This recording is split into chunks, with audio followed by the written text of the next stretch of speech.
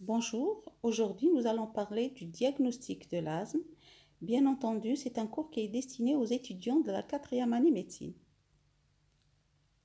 On commence par la définition selon le GINA 2015 jusqu'à 2017 et même en 2018 et 2019, la définition est restée la même. Donc, selon le GINA, l'asthme est défini comme étant une maladie hétérogène. Ça veut dire qu'elle pourra être déclenchée par plusieurs facteurs. Elle est habituellement caractérisée par une inflammation chronique des voies aériennes. Ça veut dire qu'il y a une inflammation de la muqueuse bronchique et ce n'est qu'en 1992 qu'on a reconnu l'asthme comme étant une maladie inflammatoire. Et qui dit maladie inflammatoire, ça veut dire qu'elle nécessite un traitement anti-inflammatoire, entre autres les corticoïdes inhalés. Et donc, selon cette définition, l'asthme est défini par l'historique des symptômes. Ça veut dire qu'on se base sur l'interrogatoire pour rechercher les sifflements, la dyspnée, l'oppression thoracique et la toux qui varient dans le temps et en intensité. Et on recherche aussi la limitation variable des débits expiratoires. Dans cette définition, on retrouve le diagnostic de l'asthme. Donc, le diagnostic de l'asthme qui se base sur les symptômes respiratoires variables et sur l'obstruction bronchique. Donc, on doit rechercher à l'interrogatoire les symptômes respiratoires et à l'exploration fonctionnelle l'obstruction bronchique qui est variable pour aboutir au diagnostic de l'asthme. Un petit rappel sur la physiopathologie de l'asthme. Donc, la bronchomotricité est régie par deux commandes. Nous avons la commande nerveuse qui est régie par le système nerveux cholinergique et le système nerveux adrénergique et le système nerveux non cholinergique et non adrénergique. Et la commande humorale qui est régie par les médiateurs chimiques, qui sont les médiateurs chimiques de l'inflammation, les médiateurs chimiques à libération immédiate et les médiateurs chimiques à libération prolongée. Donc, en parlant des médiateurs chimiques, on va faire un petit rappel sur la cascade allergénique, puisque dans 80%, dans 70 à 80%, l'asthme est d'origine allergique. Donc, lors de la pénétration de l'allergène, cet allergène est capté par les cellules présentatrices de l'allergène qui vont présenter l'allergène au lymphocyte Th2 qui va synthétiser, sécréter des cytokines IL4, IL13. Donc ces cytokines vont sensibiliser le lymphocyte B qui va orienter la réaction vers la synthèse d'IgE. Ces IgE, ils vont se fixer au niveau du mastocyte qui est la cellule cible de la lumière bronchique et qui contient des médiateurs chimiques. Donc, ils vont se fixer dans un premier temps au niveau de la muqueuse bronchique. Il ne se passe rien du tout lors du premier contact. Ce n'est que lors d'un deuxième contact, lorsque les médiateurs chimiques, on aura la pénétration des allergènes, lors de la pénétration des allergènes lors d'un deuxième temps, donc ces allergènes, ils vont se fixer sur les IgE, et on aura la réaction antigène-anticorps, et donc on aura la déstabilisation de la membrane du mastocyte, donc déstabilisation de la membrane du mastocyte avec libération des médiateurs chimiques à libération immédiate, c'est-à-dire histamine, bradykinin, leucotriène, qui vont être responsables de la réaction immédiate, c'est-à-dire le bronchospasme.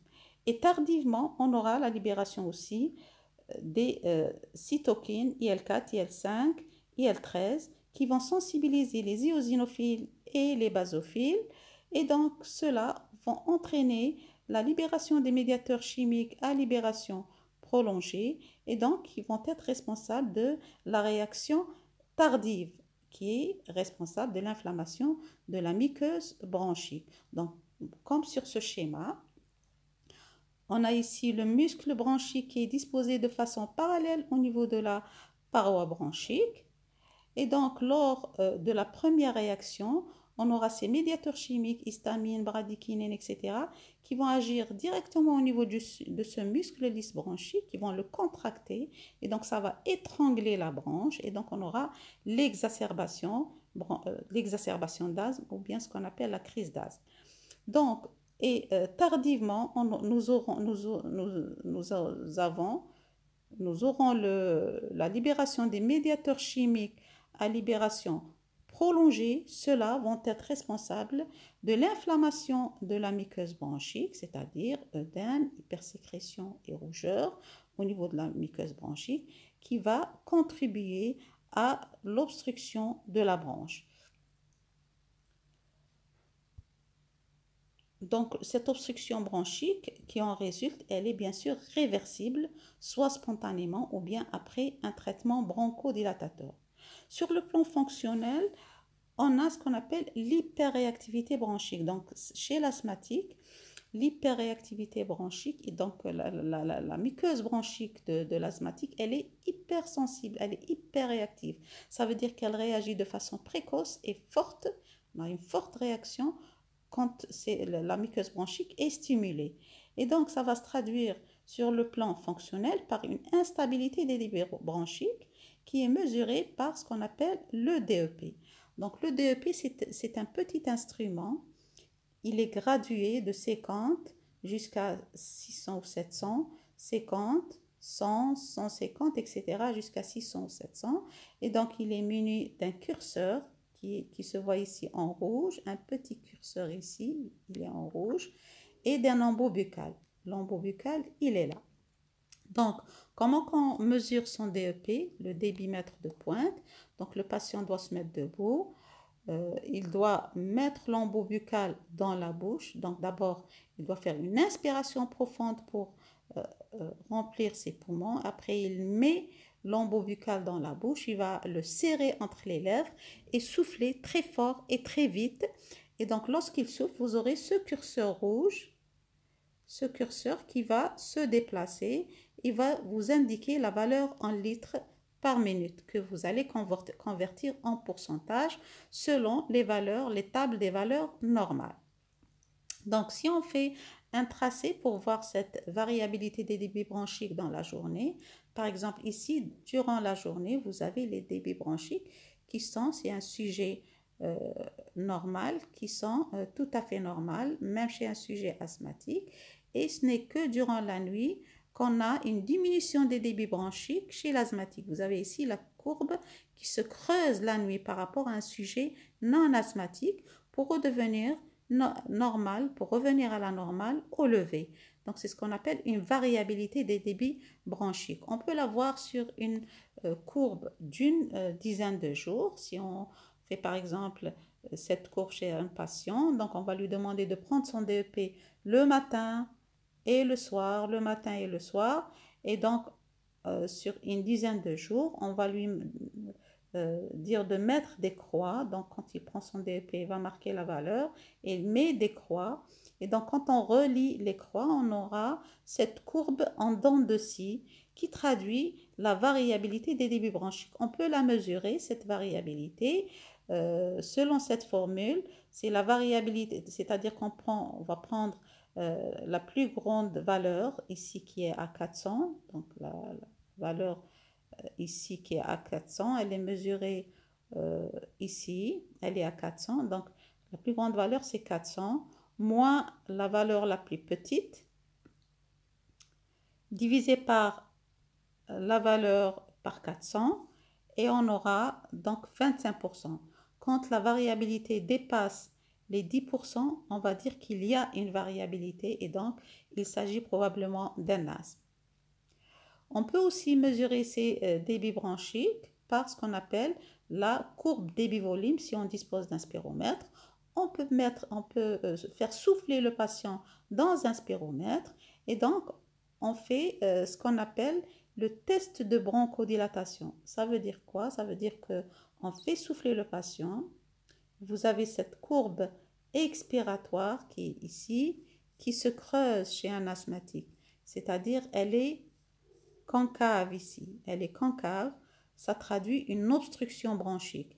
Après, on va donner quelques bouffées de ventoline, de salbutamol, en inhalation au patient et on va encore remesurer sa courbe débit-volume et vous aurez cette courbe rouge post-bronchodilatateur. C'est une courbe qui a été prise après l'inhalation de bronchodilatateur et donc qui est tout à fait normale, qui est rejointe, donc elle se rapproche de la courbe théorique normale.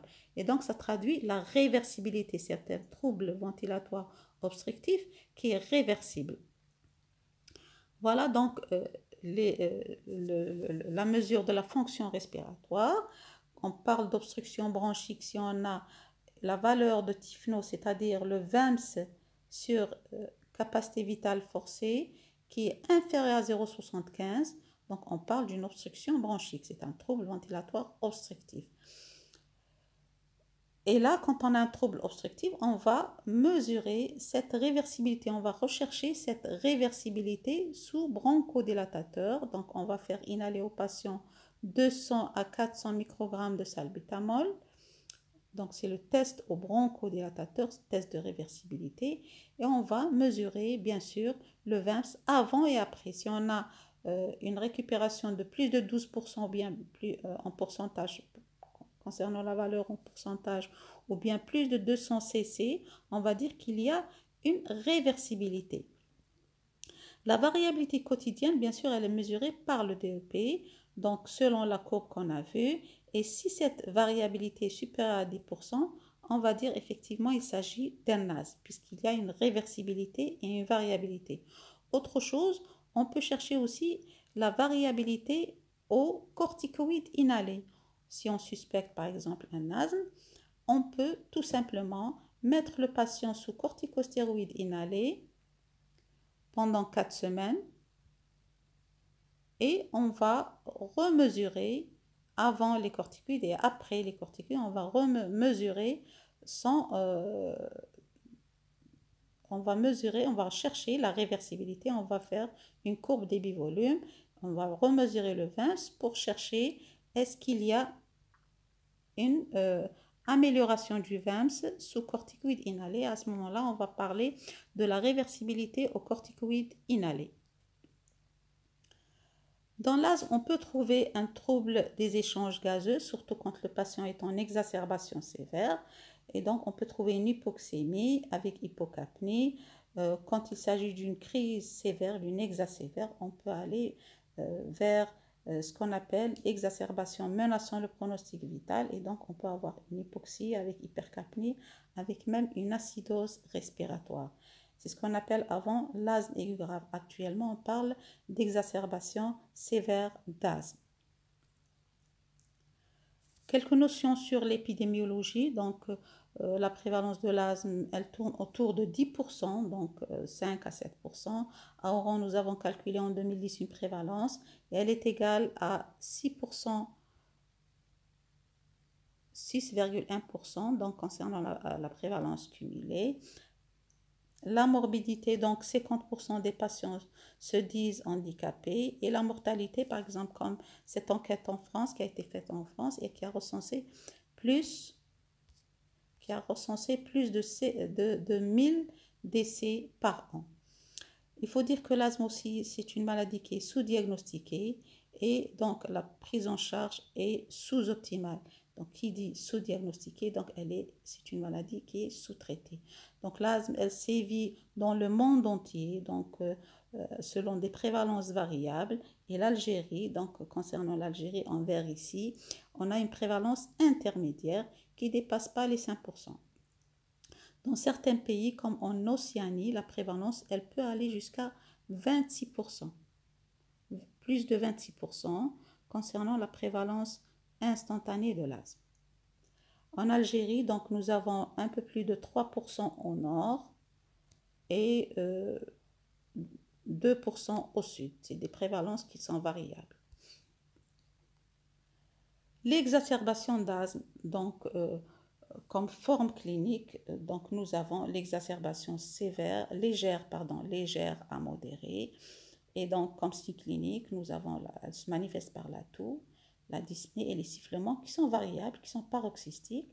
L'exacerbation peut se résumer en une simple gêne respiratoire ou bien une toux sèche, quinteuse, paroxystique, surtout chez l'enfant. Voilà le déroulement habituel de l'exacerbation. Donc actuellement, on ne parle pas de crise, actuellement on parle d'exacerbation. Donc le terme crise a été supprimé, donc on parle d'exacerbation d'asthme, plutôt d'exacerbation d'asthme. Donc quel est le déroulement habituel de l'exacerbation? Ça commence par une toux sèche, après c'est la dyspnée sibilante, après c'est la toux grasse, le patient commence à cracher. Donc ce sont des expectorations perlées, blanchâtres, transparentes, qui signent la fin de la crise, de l'exacerbation. L'exacerbation sévère d'asthme, donc le patient ici il est gêné pour se lever ou parler, avec orthopnée, mise en jeu des muscles respiratoires accessoires. La fréquence respiratoire est élevée, elle dépasse les 25 par minute. La fréquence cardiaque dépasse les 110 par minute. Le débit de pointe est inférieur, le débitmètre de pointe est inférieur à 40%. Donc là, il s'agit d'une exacerbation sévère d'asthme. L'exacerbation sévère d'asthme menaçant le pronostic vital, elle peut apparaître de deux façons, donc soit après une détérioration progressive, soit de façon soudaine et grave. En quelques minutes, elle peut s'aggraver en quelques heures parfois, sans symptômes annonciateurs, sans facteur déclenchant, parfois sur un état fonctionnel qui est normal, bien contrôlé. Et donc, ces patients sont rares, mais soumis à un risque de mort soudaine. Voilà la classification actuelle de la sévérité de l'exacerbation d'asthme. Nous avons l'exacerbation légère, l'exacerbation modérée, l'exacerbation sévère d'asthme et l'exacerbation sévère avec mise en jeu du pronostic vital. Avant, c'était l'asthme aigu grave. Actuellement, on parle d'exacerbation sévère d'asthme menaçant le pronostic vital. Donc, on ne parle plus d'asthme aigu grave. Voilà la classification. Donc, la classification de l'exacerbation se fait sur des éléments fonctionnels, notamment le DEP, la gazométrie, les gaz du sang, PaO2 et PaCaO2, et les signes cliniques, notamment la dyspnée, les sifflements, fréquence cardiaque et fréquence respiratoire. Donc, l'exacerbation est classée légère si on a un DEP qui est supérieur à 75%. Une simple gêne, dans ce cas-là, on peut avoir des sifflements qui sont modérés en fin d'expiration.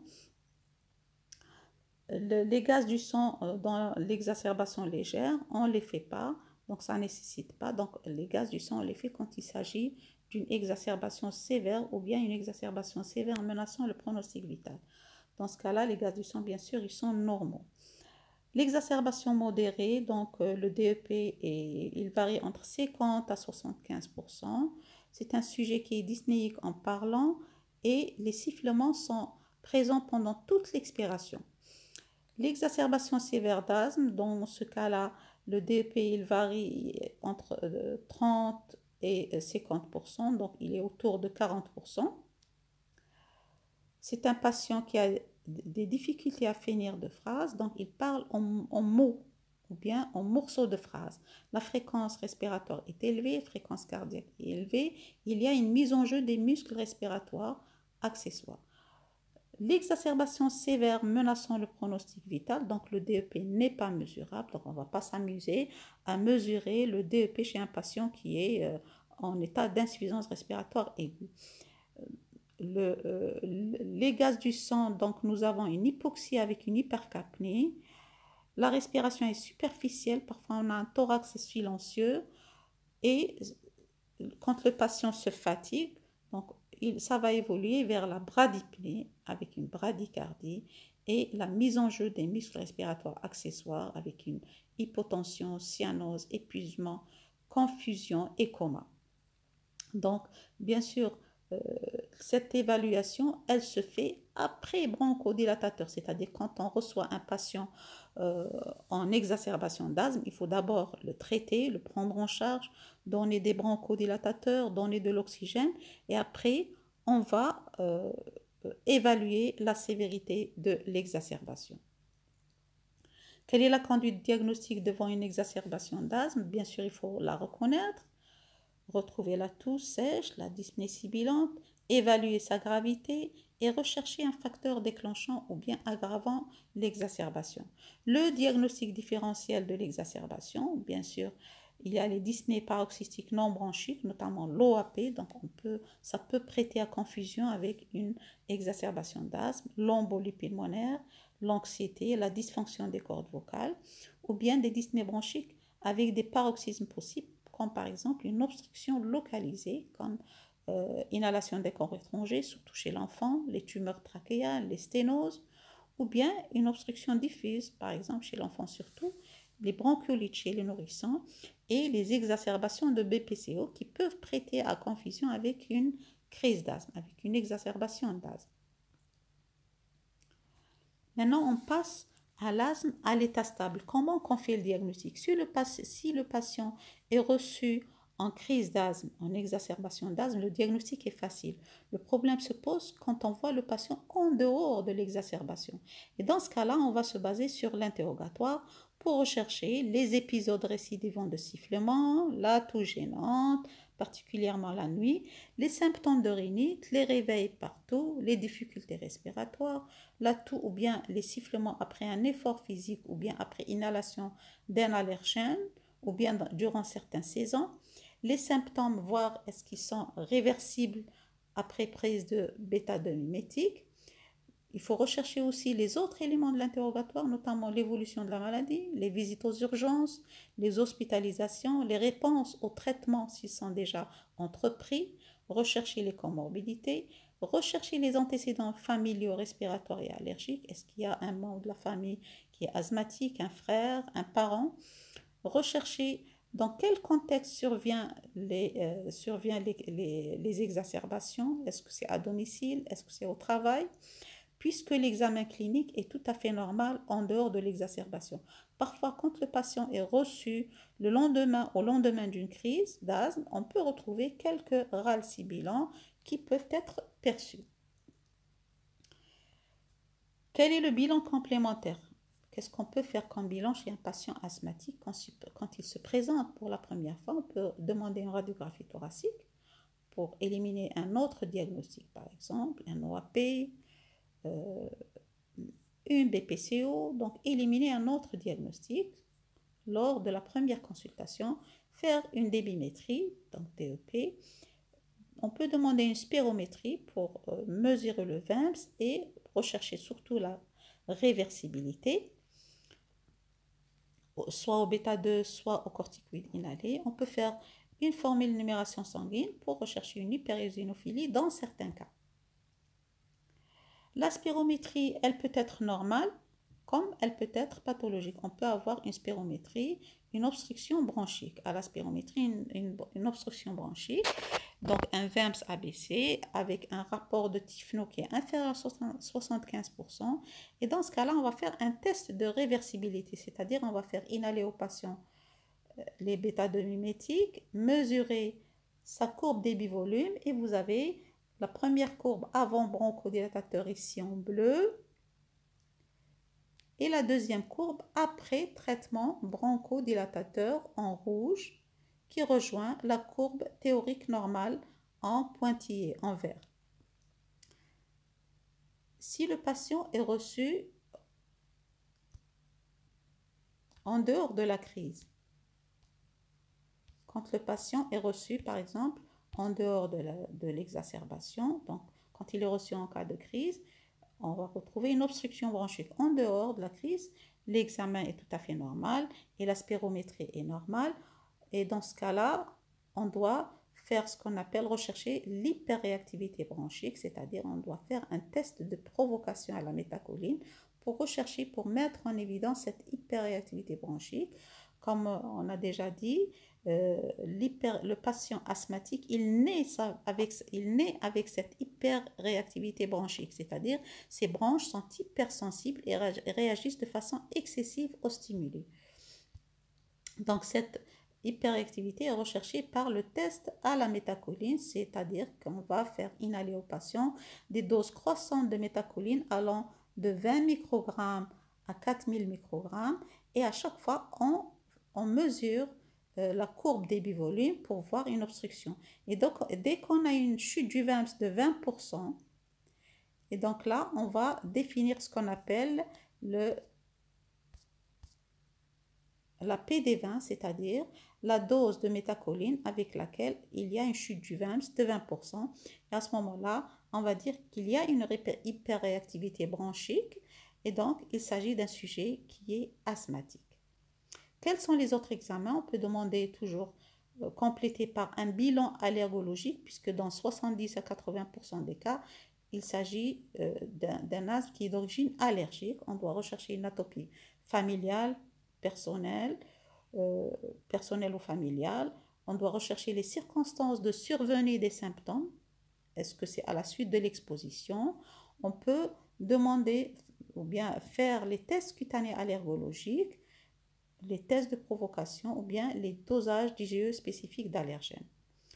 Mis à part l'enquête allergologique, on peut aussi rechercher les facteurs déclenchants. Qu'est-ce qui a déclenché l'exacerbation d'asthme? Ils sont nombreux. Donc, c'est une maladie qui est hétérogène. Ça peut être déclenché par plusieurs facteurs, notamment l'environnement extérieur, l'environnement intérieur, le facteur professionnel. Donc, il y a les asthmes, ce qu'on appelle les asthmes professionnels, notamment aux isocyanates, au latex et aux allergènes protéiques.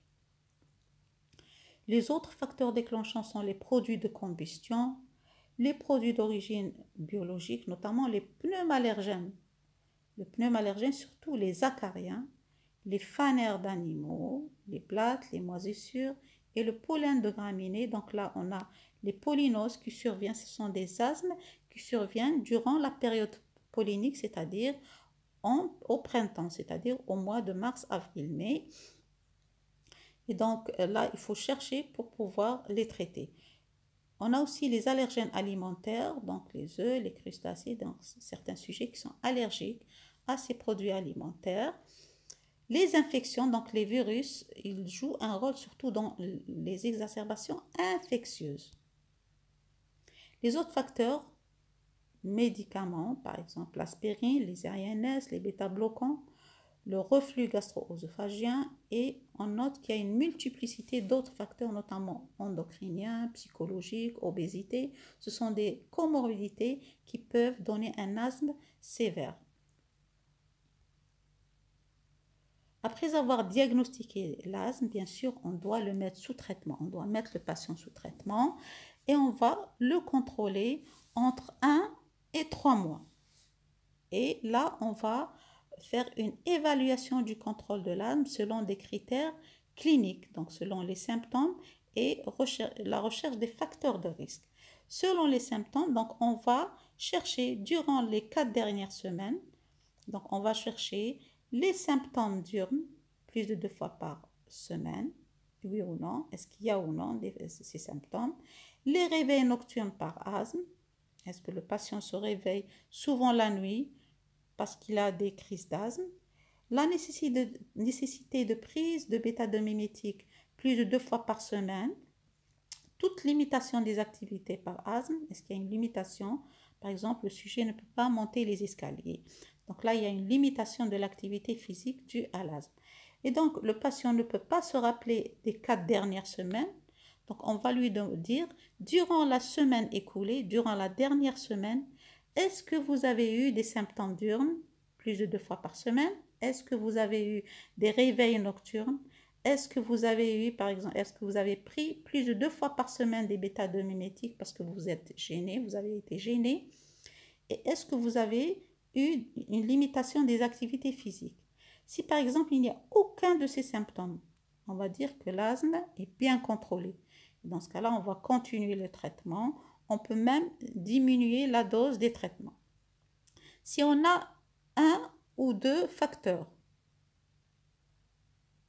l'asthme est dit partiellement contrôlé. Dans ce cas-là, on va réajuster, c'est-à-dire augmenter la dose. Ou bien si on a les 3 ou les 4 critères. Si on a 3 ou 4 critères, l'asthme, il est dit non contrôlé.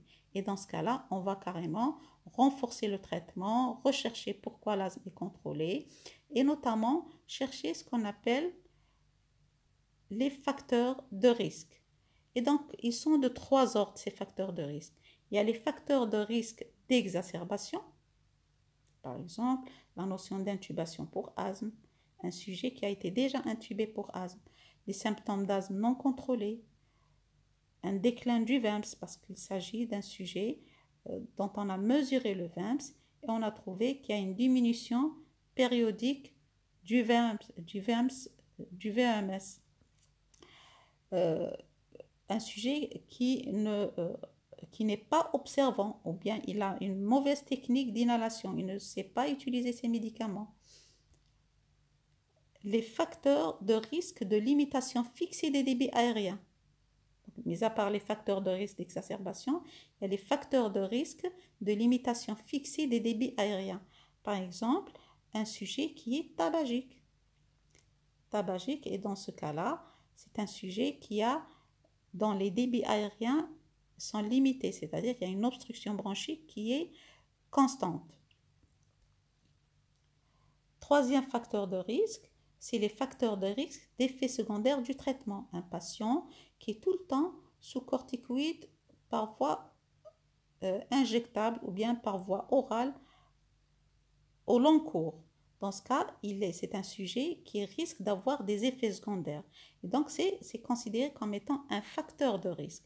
Donc, pour classer le patient, on doit rechercher les symptômes, c'est-à-dire les quatre critères pour dire qu'il s'agit d'un asthme bien contrôlé ou bien un asthme partiellement contrôlé ou bien un asthme non contrôlé et ajouter les facteurs de risque, c'est-à-dire les facteurs de risque d'exacerbation, les facteurs de risque d'une limitation fixée des débits aériens ou bien est-ce qu'il y a des facteurs de risque d'effets secondaires du traitement. Par exemple, comment on classe un patient comme ceci, par exemple, Monsieur X a un bon contrôle des symptômes, on a vu les critères, c'est un asthme qui est bien contrôlé, mais il est à haut risque d'exacerbation parce qu'il a eu au cours de l'année précédente 2 exacerbations sévères et ont nécessité l'hospitalisation, malgré qu'il est bien contrôlé, mais il a un facteur de risque. Un autre exemple, Monsieur Y a un mauvais contrôle des symptômes associé à des facteurs de risque d'une limitation fixée des débits aériens car il est tabagique et non observant. C'est un sujet qui est tabagique, qui n'observe pas son traitement. Et donc, il a un mauvais contrôle, mais ce mauvais contrôle est associé à des facteurs de risque d'une limitation fixée des débits aériens car il est tabagique et non observant. Monsieur Z a un mauvais contrôle aussi, associé à des facteurs de risque d'effets secondaires du traitement, car il est sous corticoïdes inhalés de façon prolongée et à forte dose, et prend souvent des corticostéroïdes oraux. Donc ce sujet, Monsieur Z, il a des facteurs de risque d'effets secondaires du traitement corticoïde.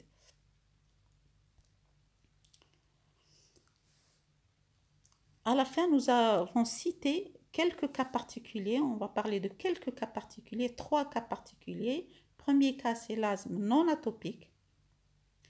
C'est-à-dire, dans ce cas-là, il n'y a pas de terrain atopique. Les tests cutanés aux pneumallergènes sont négatifs. Pas de déclenchement par les allergènes. Pas d'histoire familiale. Il n'y a pas dans la famille de sujets asthmatiques ou rhinitiques. Il y a une association fréquente avec une polypose naso-sinusienne. C'est un asthme qui se déclenche souvent à l'âge adulte, avec une prédominance féminine, surtout chez la femme, après la ménopause. Et donc, il n'y a pas de facteur allergique. Et dans ce cas-là, quand on a une polypose naso-sinusienne associée, avec une intolérance à l'aspirine, on parle, souvent il s'agit d'un asthme, d'ailleurs c'est un asthme qui est sévère, donc asthme sévère, polypose naso-sinusienne associée avec une intolérance à l'aspirine. Il s'agit là d'un tableau de la maladie de Fernand-Vidal. Deuxième cas particulier, c'est l'aspergillose bronchopulmonaire allergique. Et donc, dans ce cas-là, c'est un asthme qui est déclenché, c'est un asthme sévère, déclenché par l'inhalation d'Aspergillus fumigatus. C'est un micro-organisme, ce sont des filaments mycéliens qui vivent à l'état saprophyte dans l'oropharynx Et chez ces sujets-là, ils sont allergiques à cet Aspergillus fumigatus et donc ils développent des asthmes sévères. Et donc pour faire le diagnostic, on se base sur des critères majeurs et sur des critères mineurs. Dernier cas de figure, c'est la vascularite de Sturge-Strauss. Et dans ce cas-là, quand on parle de vascularite, c'est-à-dire qu'il y a une maladie de système qui peut atteindre plusieurs organes. Et dans ce cas-là, nous avons un asthme associé avec une hyperéosinophilie sanguine, associé avec une atteinte systémique, notamment cardiaque, hépatique, rénale. Donc il y a l'atteinte de plusieurs systèmes. Atteinte cutanée, donc ça se manifeste par des ulcérations cutanées, une atteinte nasale, une atteinte rénale. Et donc il s'agit là d'une vascularite. Et donc le diagnostic, il se fait sur la présence de l'atteinte systémique associée à un asthme sévère et associée à une hyperéosinophilie. Dans ce cas-là, il s'agit d'une vascularite du Sturge-Strauss dont le pronostic est mauvais. Donc, c'est des sujets qui nécessitent d'être mis sous corticoïdes à forte dose avec immunosuppresseurs. Et donc, en général, l'évolution, elle est fatale parce qu'il s'agit d'une vascularite. Voilà, nous avons terminé. Merci pour votre attention. Si vous avez besoin d'explications ou bien si vous voulez poser des questions, n'hésitez pas à les poser à travers le forum de la faculté de médecine d'Oran.